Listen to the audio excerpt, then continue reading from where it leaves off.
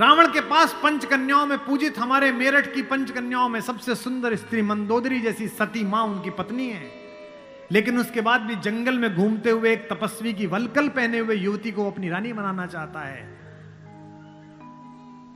लेकिन युद्ध के आखिरी दिन जब रावण पड़ा हुआ है नीचे, निश्चेष्ट उसका शव पड़ा हुआ है, तो मंदोदरी ने विलाप करने के बाद पूछा, वो कहां गया जिसने इसे मारा?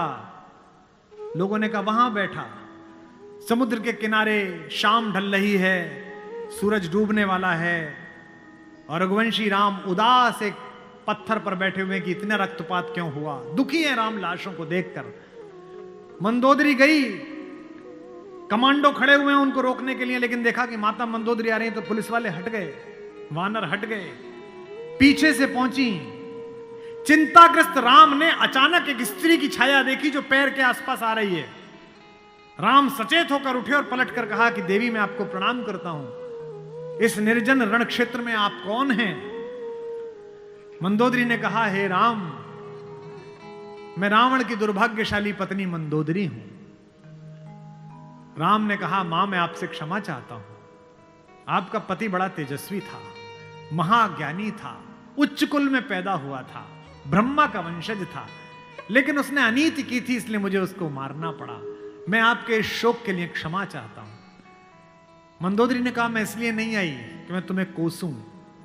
राम ने पूछा, फिर किस लिए आई मां? मंदोदरी ने कहा, मैं देखने आई थी कि जिसने पूरी दुनिया पराजित कर दी, जिसने तेरे पूर्वज मानधाता तक को स्वर्ग में जाके चुनौती दे दी, जो कुबेर को कालर से पकड़ के नीचे ले आया, उस महापराक्रमी को हराया किसने? ऐसा उसमें क्या है जो मेरे पति में नहीं था?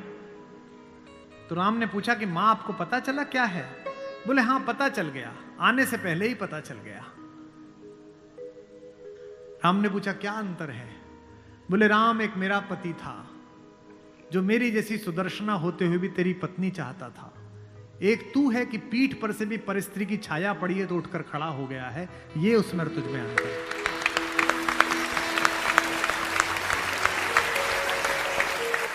लोग भी कैसे कैसे, भाई छोड़िए, पत्नी छोड़िए, पिता छोड़िए, माता छोड़िए, शत्रु भी कैसा भाई। इस कहानी का तो विलेन भी कितना खूबसूरत है, कितना कमाल का विलेन है। उत्तम कुल पुलस्त मुनि नाती, पुलस्त का नाती है भगवान शंकर का अनन्य भक्त, दशग्रीव, 10 सिर नहीं है उसके, ये सम्मित है, ये जो रामलीला में लगा देते हैं। 10 दिमागों के बराबर का आईक्यू है, जिसके ऊपर 10 सिरों की कृपा चलती हो, 10 काम एक साथ करता हो, 10 तरह से सोचता हो, उसका नाम दशानन है, 10 सिर वाला है वो। 9 ग्रह उसके चरणों में लेटे हुए हैं, शनि के ऊपर तो पैर रखे बैठा है, फिर भी राम से हार गया। क्यों हार गया? कारण बताता हूं। राम इच्छाओं से मुक्त हैं और रावण इच्छाओं के पाश में बंधा हुआ।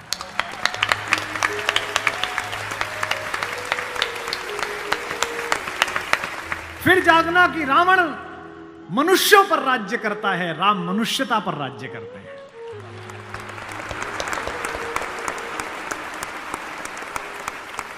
आपको पता है कि जब भगवान ने युद्ध शुरू किया तो पूजा की, राम ने कहा जामवंत से, जामवंत सबसे सीनियर हैं, वो भी ब्रह्मा जी के पोते हैं, रावण के दादाजी के दोस्त हैं, पुलस्थ मुनि के नाना के। कहा कि प्रभु महाराज जामवंत जी, मैं युद्ध करने जा रहा हूं, उससे पहले मैं पूजा करना चाहता हूं। जामवंत ने कहा करिए महाराज। तो बोले मेरे आराध्य तो शंकर हैं, शंकर राम की पूजा करते हैं और राम शंकर की पूजा करते हैं, इस कहानी से बड़ा समन्वय किसी का नहीं हो सकता। जामवंत ने कहा पूजा कर लीजिए महाराज। बोले मुझे एक ऐसा पंडित चाहिए जो शैव हो, शिव को मानने वाला, और मैं वैष्णव हूं तो वैष्णव भी हो।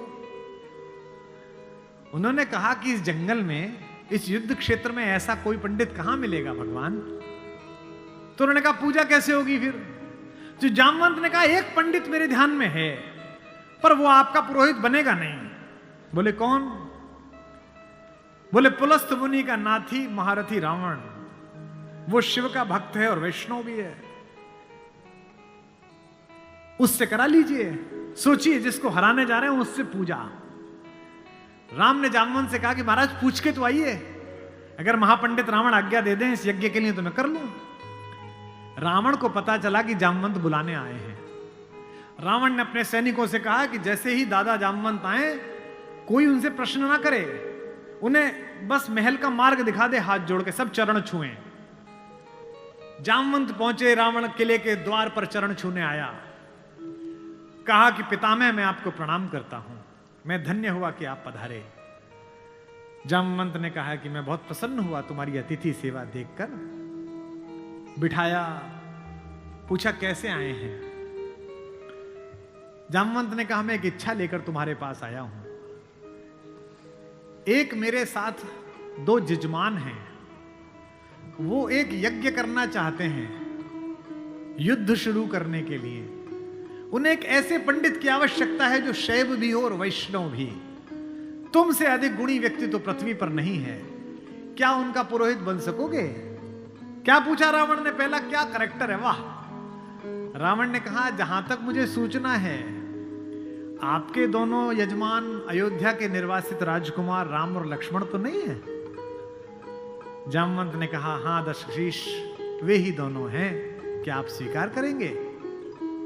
उसने हां ना नहीं करी, फिर बोला क्या उनके यज्ञ का उद्देश्य लंका विजय है? जामवंत ने कहा हां उनका यही उद्देश्य है, क्या आप स्वीकार करेंगे? उसने कहा मैं तो जिज्ञासा के लिए पूछ रहा था, अन्यथा द्वार पर आकर किसी पंडित से कोई यज्ञ के लिए कहे, अस्वीकार करना उसका धर्म ही नहीं है। मैं आपके साथ चलूंगा और उनका यज्ञ कराऊंगा।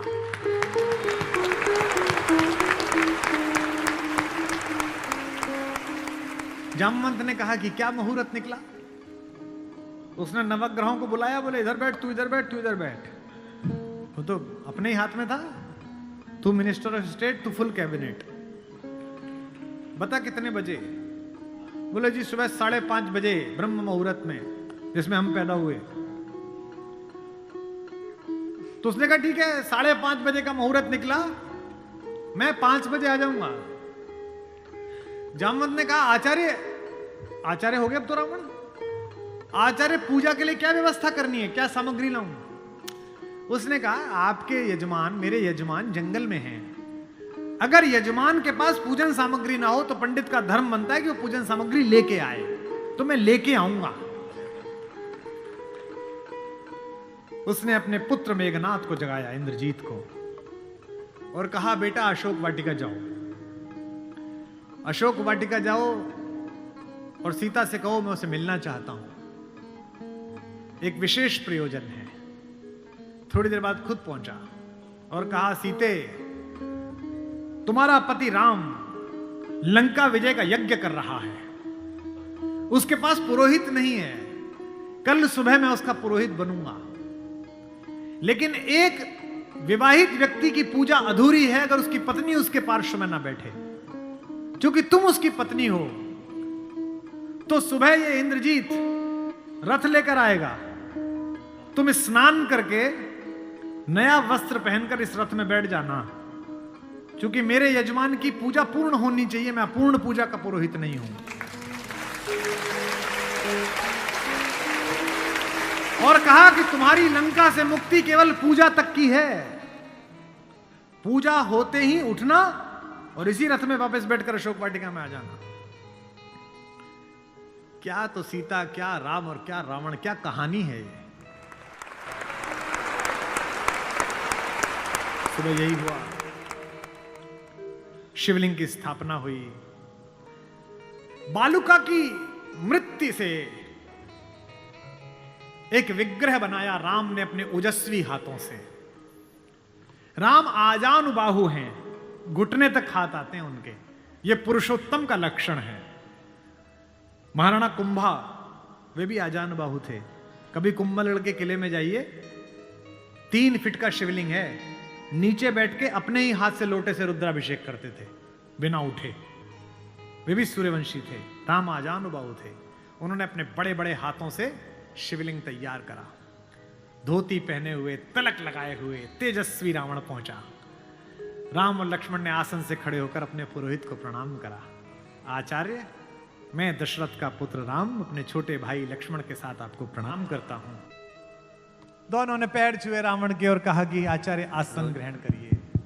आचार्य ने पूजन प्रारंभ किया। ओम गणपति गंगावाय। अब ये कि पत्नी कहां से आए? आचार्य ने पूछा राम से। मेरे यजमान विवाहित हैं? राम ने कहा हां आचार्य मैं विवाहित हूं। अपनी धर्म पत्नी से कहिए कि वो आपके पार्श्व में आकर बैठे। राम ने कहा आचार्य मेरी धर्म पत्नी मेरे साथ नहीं है। तो जामवंत ने कहा आचार्य अब पूजा कैसे होगी? बोले पितामह मैंने आपसे कहा था कि किसी यजमान के पास अगर सामग्री किसी भी तरह की पूरी ना हो, कोई व्यवस्था पूरी ना हो, तो आचार्य का धर्म है कि वो पूरी व्यवस्था बना के लाए।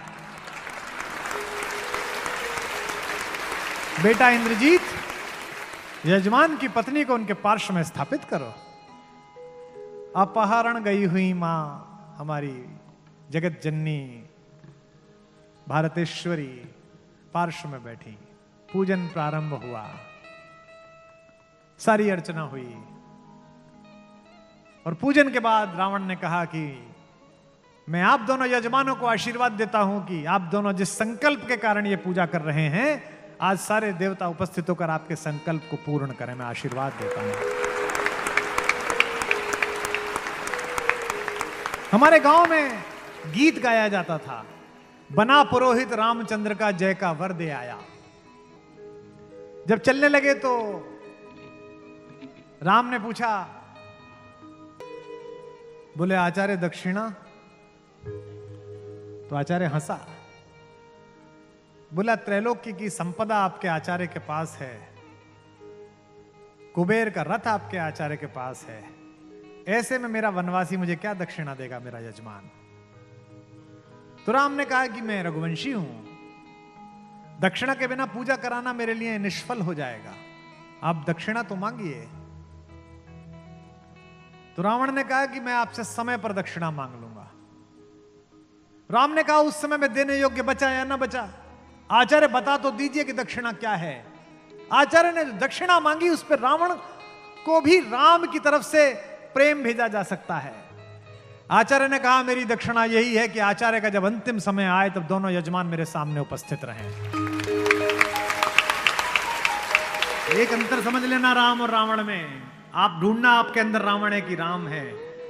राम के पास जो है वो पर्याप्त है और रावण को जो प्राप्त है वो पर्याप्त नहीं है।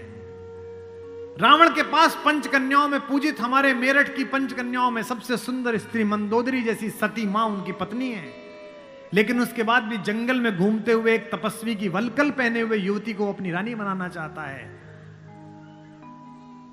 लेकिन युद्ध के आखिरी दिन जब रावण पड़ा हुआ है नीचे, निश्चेष्ट उसका शव पड़ा हुआ है, तो मंदोदरी ने विलाप करने के बाद पूछा वो कहां गया जिसने इसे मारा?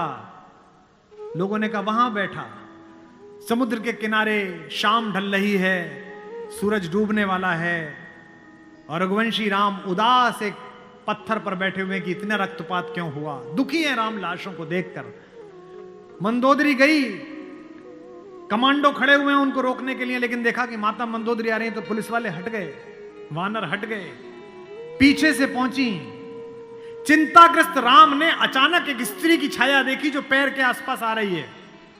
राम सचेत होकर उठे और पलटकर कहा कि देवी मैं आपको प्रणाम करता हूं, इस निर्जन रण क्षेत्र में आप कौन हैं?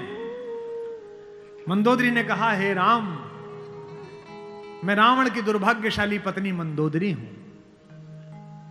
राम ने कहा मां मैं आपसे क्षमा चाहता हूं, आपका पति बड़ा तेजस्वी था, महाज्ञानी था, उच्च कुल में पैदा हुआ था, ब्रह्मा का वंशज था, लेकिन उसने अनीति की थी इसलिए मुझे उसको मारना पड़ा। मैं आपके इस शोक के लिए क्षमा चाहता हूं। मंदोदरी ने कहा मैं इसलिए नहीं आई कि मैं तुम्हें कोसूं। राम ने पूछा फिर किस लिए आई मां? मंदोदरी ने कहा मैं देखने आई थी कि जिसने पूरी दुनिया पराजित कर दी, जिसने तेरे पूर्वज मानधाता तक को स्वर्ग में जाके चुनौती दे दी, जो कुबेर को कालर से पकड़ के नीचे ले आया, उस महापराक्रमी को हराया किसने? ऐसा उसमें क्या है जो मेरे पति में नहीं था? तो राम ने पूछा कि मां आपको पता चला क्या है? बोले हां पता चल गया, आने से पहले ही पता चल गया। राम ने पूछा क्या अंतर है? बोले राम, एक मेरा पति था जो मेरी जैसी सुदर्शना होते हुए भी तेरी पत्नी चाहता था। एक तू है कि पीठ पर से भी परस्त्री की छाया पड़ी है तो उठकर खड़ा हो गया है। ये उसमें और तुझ में अंतर है।